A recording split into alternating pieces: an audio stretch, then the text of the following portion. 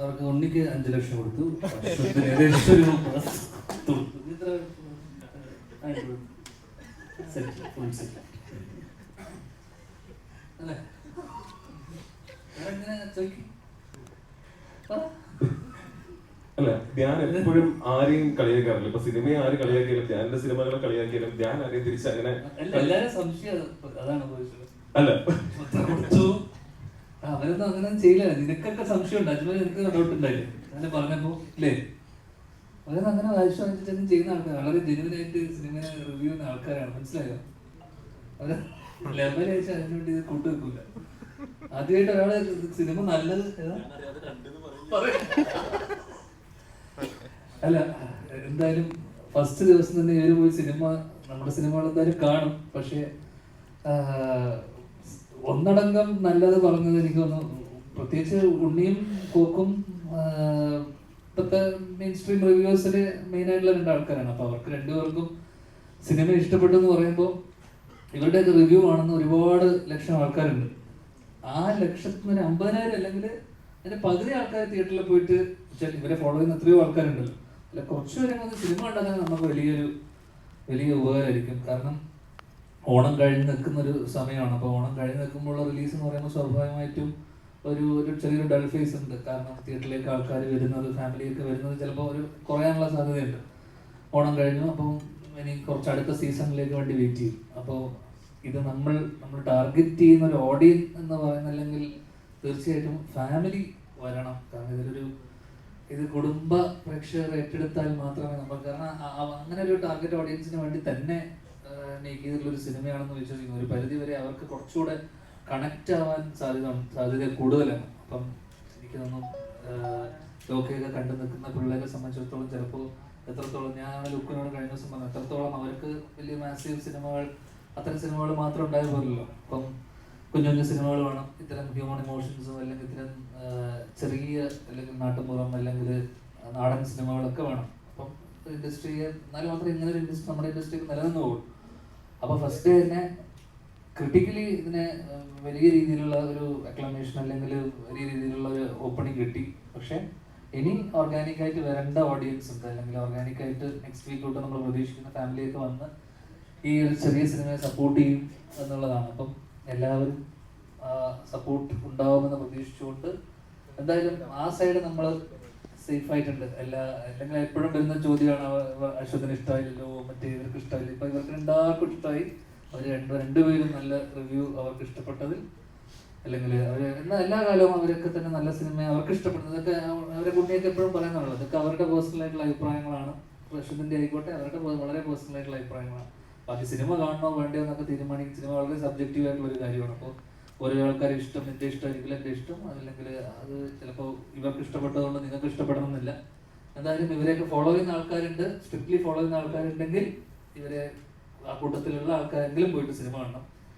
എന്തായാലും next week തൊട്ടിട്ട് കുറച്ചുകൂടെ ആൾക്കാർ തിയേറ്ററിലേക്ക് വരുമെന്ന് പ്രതീക്ഷിക്കും.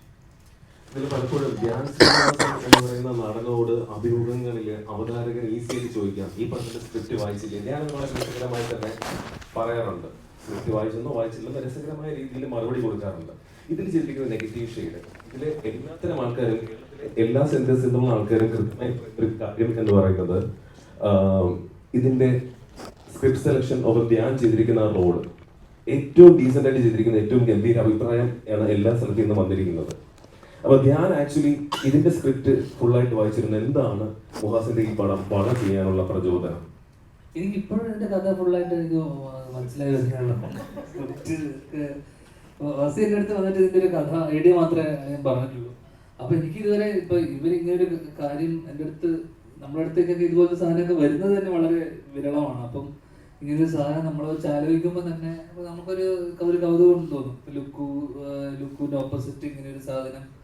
അപ്പോൾ ലുക്കുവിനെ നമ്മുടെ സുഹൃത്തുക്കളൊക്കെ വഴി ഇവനെ എനിക്ക് കഥകളിലൂടെയൊക്കെ അറിയാം. അപ്പോൾ ഇതിൻ്റെ കൂടെ ഒരു സിനിമ ചെയ്യുക എന്നൊക്കെയുള്ളതാണ് എൻ്റെ ഒരു കൗതുകം. അപ്പോൾ ഈ കഥ കേട്ടപ്പോൾ തന്നെ ഞാൻ ഹർഷതൊക്കെ എഴുതുന്നു. മോസ്റ്റ്ലി കടകണത്തിനെ കുറിച്ചൊക്കെ നമ്മൾ കടകണം ഞാൻ കണ്ടിട്ടില്ല, പക്ഷെ ബേസിലെ വഴിയൊക്കെ നമുക്ക് അറിയാം.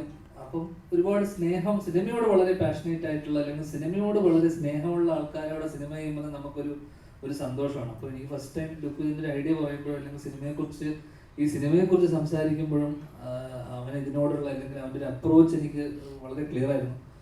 അപ്പോൾ അങ്ങനെയുള്ള സംവിധായകരോട് നമ്മൾ വർക്ക് ചെയ്യുമ്പോൾ നമുക്ക് പ്രത്യേകിച്ച് ഒന്നും അറിവില്ലെങ്കിലും കുഴപ്പമില്ല. അവർ നമ്മൾ തക്ക സമയത്ത് നമ്മളെ കൃത്യമായിട്ട് നമ്മൾ ഒന്ന് എന്താ പറയുക ഓഫായാലോ അല്ലെങ്കിൽ നമ്മൾ വേറെ കാര്യങ്ങൾ ആലോചിച്ചിരിക്കുകയാണെങ്കിൽ അവർ കൃത്യമായിട്ട് നമ്മളെ വന്ന് പറഞ്ഞു തരികയും ഇതിങ്ങനെയാണ് അല്ലെങ്കിൽ ഇത് ഒന്ന് ഇതാവുന്നുണ്ട് അല്ലെങ്കിൽ അപ്പോൾ അത് കംപ്ലീറ്റ്ലി മൗസിയുടെ മാത്രം ക്രെഡിറ്റിൽ പോകുന്നതാണ് ഈ പറയുന്ന. കാരണം കഥയുടെ ഐഡിയ ഒഴിച്ചു കഴിഞ്ഞാൽ ബാക്കി ഒരു സ്ക്രീൻ പ്ലേ ആയിട്ടൊന്നും എനിക്ക് ഇതിനെക്കുറിച്ച് വലിയ ഐഡിയ ഉണ്ടായിരുന്നില്ല. പക്ഷേ അത് കൃത്യമായിട്ട് ഓരോ ഘട്ടമായിട്ട് എനിക്ക് ഓരോ ദിവസത്തെ കാര്യങ്ങൾ എന്താണ് സീൻ എന്താണെന്നുള്ളതിന് കമ്മ്യൂണിക്കേഷൻ വളരെയധികം സ്ട്രോങ് ആയതുകൊണ്ട് തന്നെ അങ്ങനെ വലിയ ബുദ്ധിമുട്ടും തോന്നിയില്ല. എന്ന് വെച്ചാൽ ഭയങ്കര എളുപ്പമായിരുന്നില്ല. കാരണം ആദ്യം ചെയ്യുമ്പോൾ നമുക്കറിയില്ല, നമുക്കൊരു ജഡ്ജ്മെന്റ് ഉണ്ടാവില്ല ഇത് ഇത്തരം. പക്ഷേ പുള്ളി വളരെ കോൺഫിഡൻ്റ് ആയിട്ട് സെക്കൻഡ് തൊട്ടിട്ട് എന്നോട് പറഞ്ഞു ഇത് ഓക്കെയാണ്, പരിപാടി ഓക്കെയാണ്, നന്നായി വരുന്നുണ്ടെന്ന് തോന്നുന്നു. ആ ഒരു വിശ്വാസം ഇപ്പോൾ തിയേറ്ററിൽ വരുമ്പോഴും ആൾക്കാർ നല്ലത് പറയുമ്പോൾ ഒരുപാട് സന്തോഷം. നേരത്തെ സംവിധായകൻ സൂചിപ്പിച്ചതുപോലെ തന്നെ മമ്മൂസൻ പറഞ്ഞിരുന്നു നേരത്തെ തന്നെ, കാരണം ഞാൻ ഇതുവരെ കാണാത്തതിൽ ഞാൻ ഫുൾ സംതൃപ്തി നൽകുന്ന രീതിയിലുള്ള ഒരു കഥാപാത്രമായിരിക്കും ഞാൻ ചെയ്യുന്നുള്ളത്. ഇനി അടുത്ത ആളുടെ കാര്യം പറഞ്ഞാൽ മറ്റൊരു നായകൻ ലുക്മാൻ അവറാൻ തൊട്ടതെല്ലാം പൊന്നാക്കുന്ന നായകനാണ്. ഇതിലെ പ്രത്യേകിച്ച് ലുക്മാൻ ഇതിൽ ഓരോ എനിക്ക് ഏറ്റവും കൂടുതൽ കഥാപാത്രങ്ങളുമായിട്ട് സീൻസ് ഉള്ളത് ലുക്മാൻ ആണ് ഈ ചിത്രത്തിൽ. പക്ഷെ ഓരോ കഥാപാത്രങ്ങളുടെ സീൻ ചെയ്യുമ്പോഴും ആ ഒരു വ്യാപ്തി കൂടി പോകുന്ന രീതിയിലാണ് ഇതിലെ കഥാപാത്രം പ്ലേസ് ചെയ്തിരിക്കുന്നത്. എന്താണ് പ്രേക്ഷക അഭിപ്രായത്തെ കുറിച്ച് പറയാനുള്ളത് ഈ കഥാപാത്രത്തെ കുറിച്ച്? എല്ലാവർക്കും നമസ്കാരം.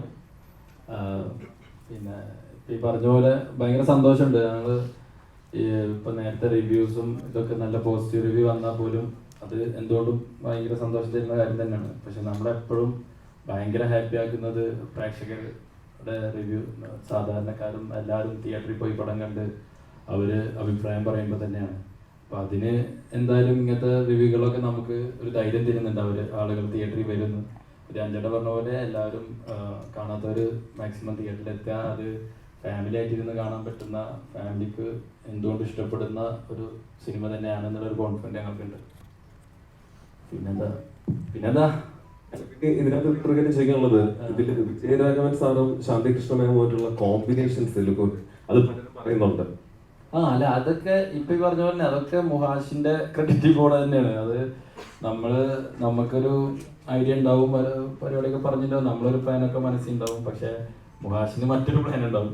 അപ്പോൾ അതായിരിക്കും അവിടെ എക്സിക്യൂട്ട് ചെയ്യുക. അപ്പോൾ അങ്ങനത്തെ ഡയറക്ടേഴ്സിൻ്റെ കൂടെ വർക്ക് ചെയ്യുമ്പോഴാണ് എപ്പോഴും ഒരു നല്ല ആക്ടർ ഉണ്ടാവണമെന്ന് എനിക്ക് തോന്നിയിട്ടുണ്ട്. നല്ല ഡയറക്ടേഴ്സിൻ്റെ കൂടെ വർക്ക് ചെയ്യുമ്പോൾ മറ്റത് നമ്മൾ തന്നെ ആവും. നമ്മളല്ലാതെ ഒരാളായിട്ട് വരുന്നുണ്ടെങ്കിൽ അവർ നമ്മളെ മോൾഡ് ചെയ്ത് അല്ലെങ്കിൽ അത് വേണ്ട, അത് സ്ഥിരം ചെയ്യണമല്ലേ, ഇത് ഒന്ന് മാറ്റി ഇങ്ങനെ പിടിച്ചു നോക്കുക അങ്ങനെയൊക്കെ പറയുമ്പോൾ നമ്മൾ പുതിയ ഒരാളായിട്ട് നമുക്ക് തോന്നും. അത് ഡയറക്ടർക്കാണ് ഫുൾ ക്രെഡിറ്റ്. ബാക്കി ലുക്കിനോടുള്ള നിങ്ങളുടെ ചോദ്യങ്ങളാണ്. അതിനു മുമ്പ് നമ്മുടെ നായികമാർ ഇവിടെ ഉണ്ട്.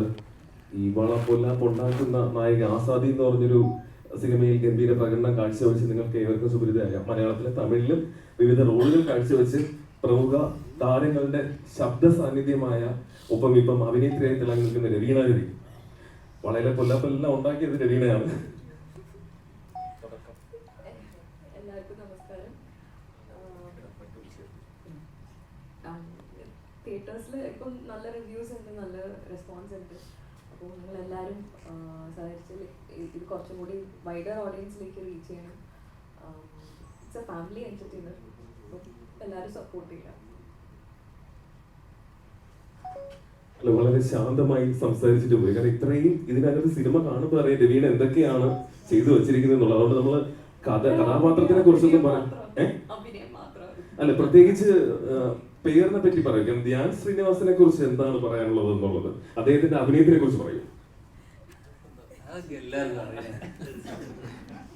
ഞാൻ ഓൾറെഡി വർക്ക് ചെയ്തിട്ടുണ്ട്. പ്രത്യേകിച്ച് ബ്രില്യന്റ് ആക്ടർ, പക്ഷെ ഭയങ്കര ലേസിയാണ്.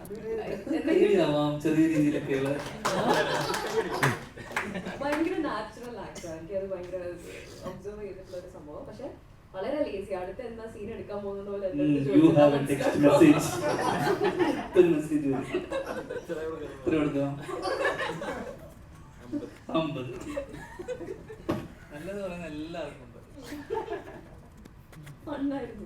ശരി, ശീതലിന്റെ ഏറ്റവും വലിയൊരു പ്രാധാന്യമുള്ള ദിവസമായിരുന്നു. തന്റെ പിറന്നാൾ ദിനത്തിലാണ് തന്റെ ചിത്രവും റിലീസായത്.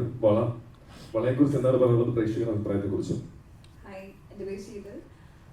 ഗോളമാണ് എൻ്റെ ഫസ്റ്റ് ഫിലിം. അത് ഞാൻ തെക്ക് വടക്ക് ചെയ്തായിരുന്നു. പക്ഷേ ഒരു ഫുൾ ലീഡായിട്ട് വരുന്ന എൻ്റെ ഫസ്റ്റ് ഫിലിമാണ് വള ഈസ് ഓൾവേസ് സ്പെഷ്യൽ. നേരത്തെ പറഞ്ഞ മാതിരി എനിക്ക് ഈ ബർത്ത്ഡേയുടെ അന്ന് തന്നെ എനിക്ക് ഒരു നല്ല റിലീസ് കിട്ടാന്ന് പറഞ്ഞ വലിയ കാര്യമാണ്.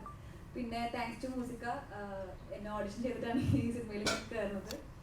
3 പാട്ടും ഗോളായിക്കോട്ടെ തെക്കുവടക്കായിട്ട് വള ആയിക്കോട്ടും എനിക്ക് ഓഡിഷൻ വഴിയാണ് ഞാൻ കയറിയത്. അപ്പോൾ ഈ ഒരു മൂവി ഇനി ഞാൻ ലുക്ക് ഫോർവേഡ് ചെയ്യുന്ന ഒരു പടമായിരിക്കും ഡെഫിനറ്റ്ലി. ഇതിലെ ക്യാരക്ടറിൻ്റെ പേര് വിശാലാക്ഷി എന്നാണ്. ഒരു പാവമായ ഭാര്യയാണ് ഞാൻ.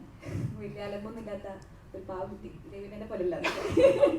എന്തായാലും നിങ്ങൾ പോയി തിയേറ്ററിൽ കാണാൻ സപ്പോർട്ട് ചെയ്യുക.